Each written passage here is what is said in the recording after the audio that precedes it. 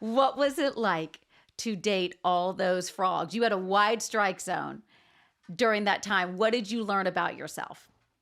You know, I had a number of relationships, and I feel like they all got me to where I was supposed to be. And 100%. I actually look back and I see why I was involved in each of them. I think one of the things I learned is I have a very hard time like ending things.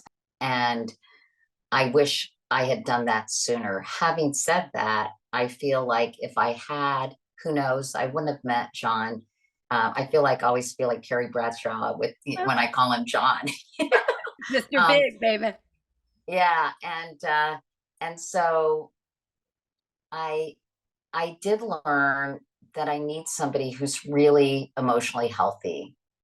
And I mean, some of my beaux, like when I had a much younger boyfriend, I think I just was rebelling against kind of being the good girl my whole life. And I wanted to be a little scandalous, do something that no one would ever expect me to do. It was great. What was it like dating in your 50s?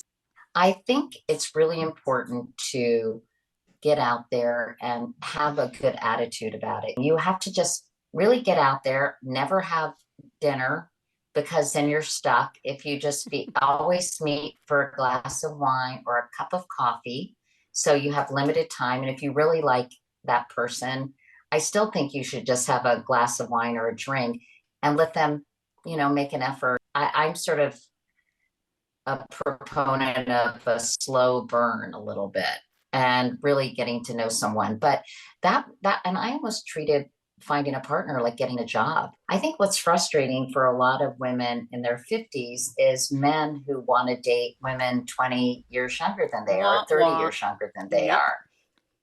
I really bums me out. But honestly, you don't want to be with those men. No.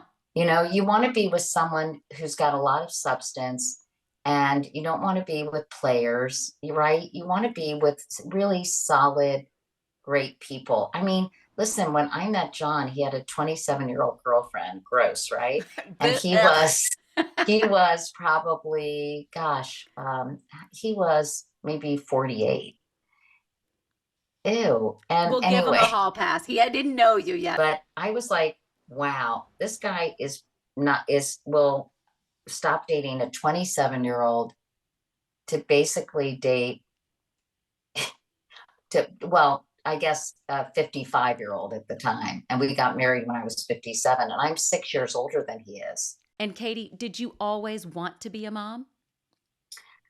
You know, not initially. When I started out with my career and I was very ambitious and very driven, I didn't want to get too attached. I had a boyfriend in every city I lived in, and it sounds like in every port. But then would, I knew that they weren't going to be permanent because I honestly did not want to be held back by a relationship. I didn't want to compromise. I wanted to have the flexibility to move around and take different jobs. So I wasn't sure. And then I started seeing those t-shirts that said things like, oh my God, I forgot to have children. And I remember distinctly thinking to myself, oh, I want to make sure I make time for a family too. So when I got to be 30 or so, I said, okay, I really would like to find someone and find a partner so I too can have a family, especially because I come from a very close family with a really healthy relationship, an incredibly loving relationship with my parents, but not too loving because that can be super creepy. I Well, always say to people, Kit, when they're looking for a guy, yeah, make sure he's got a good relationship with his mother, that he loves her, but not too much. not too much.